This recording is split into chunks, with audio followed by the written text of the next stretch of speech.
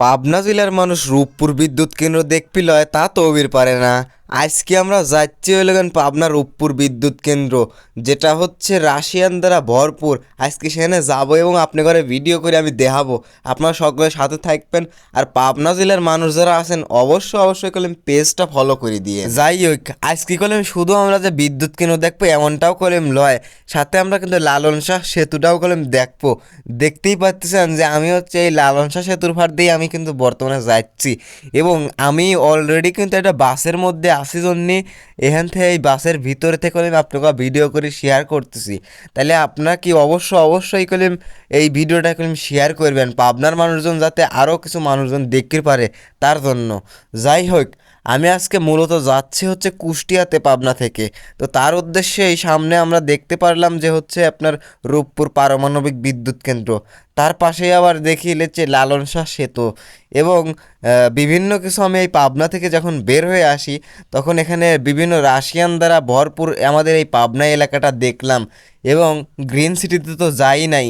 যদি গ্রিন সিটির ভিডিও দেখতে চান অবশ্যই কমেন্ট করে জানাবেন, কারণ নেক্সট পর্বে আমি রাশিয়ানদের সাথে কি করছি না করছি সব কিছু করলে আমি আপনাকে দেখাবো। যাই হোক, আপনারা যারা হার্ডিং ব্রিজ দেখেন নাই তারা দেখেন।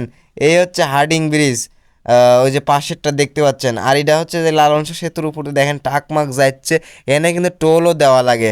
যাই হোক, আমি এখন আপনাদের এই মেইন যে হচ্ছে আপনার রূপপুর বিদ্যুৎ কেন্দ্রের যে টাওয়ারটা আছে সেই টাওয়ারের কিছু ফুটেজ আপনাদের দেখাই। দেখেন, এই বড় সাইডে টাওয়ার যে বানাতে হয়েছে এটি কিন্তু একটা ভাইরাল প্লেস, এবং এখানে আসি মেলা মানুষ, পাবনার মানুষজন আসি কিন্তু এখানে ছবি ওঠে। এবং আপনারা যদি বাংলাদেশের বিভিন্ন জায়গার যদি বিজ্ঞাপনগুলো দেখেন তাহলে কিন্তু এই টাওয়ারগুলোর কিন্তু ছবি কিন্তু দেওয়া আছে। তার জন্যে আমরা পাবনা জেলার মানুষজন যারা এই টাওয়ারগুলো দেখিনি সামনাসামনি, তারা করলে অবশ্যই এই রূপপুরে আসা লাগবে আপনার ঘরে, আর দেয়া লাগবে। আচ্ছা যাই হোক, এই রূপপুরের ভাড়া কয় টাকা লাগে পাবনা টার্মিনাল থেকে আপনাদের বলি। রূপপুর টার্মিনাল, আপনার পাবনা টার্মিনাল থেকে রূপপুরের ভাড়া 80 টাকার মতো নেয় আর কি, এখান থেকে যদি আপনারা বাসে উঠে আসেন।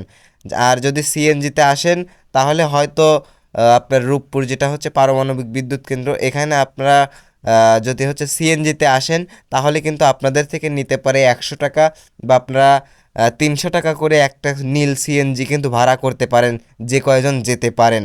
যাই হোক, আজকের ভিডিওটা আমি এই পর্যন্তই আনলাম।